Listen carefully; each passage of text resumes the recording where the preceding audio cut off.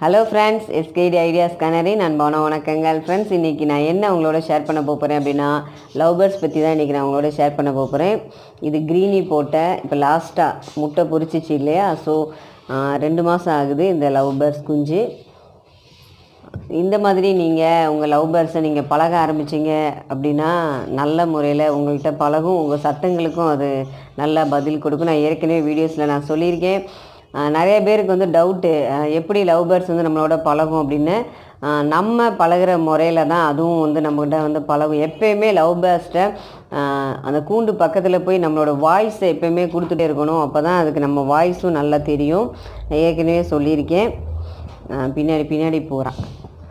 Okay friends, என்னோடய channel நீங்கள் இப்போ தான் பார்க்குறீங்க அப்படின்னா என்னோடய சேனலாக மறக்காமல் சப்ஸ்கிரைப் பண்ணிடுங்க. கூடவே ஒரு பெல் பட்டன் வரும், அதையும் கிளிக் பண்ணிடுங்க. அதுக்கப்புறம் நோட்டிஃபிகேஷன் ஆல்னு சொல்லி வரும், அதையும் கிளிக் பண்ணிடுங்க. ரொம்ப சேட்டை பண்ண ஆரம்பிக்குது. க்ரீனி பேசாமரே யாய் முடிக்கலாம். க்ரீனிமா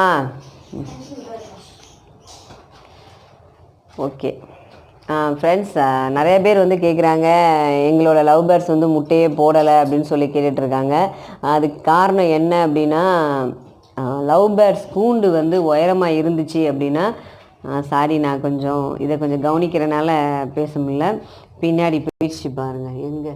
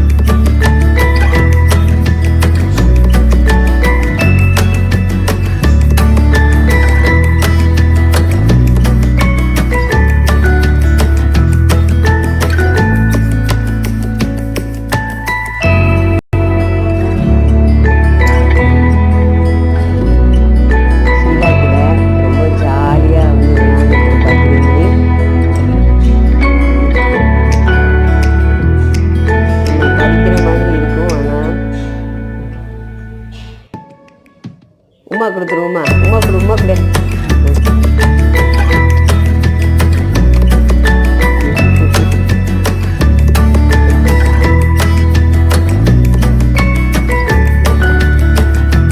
நம்மகிட்ட நல்லா பழகிடுச்சு அப்படின்னா கொட்டாது, நம்மளை நல்லா அப்படியே ஜாலியாக இருக்கும்.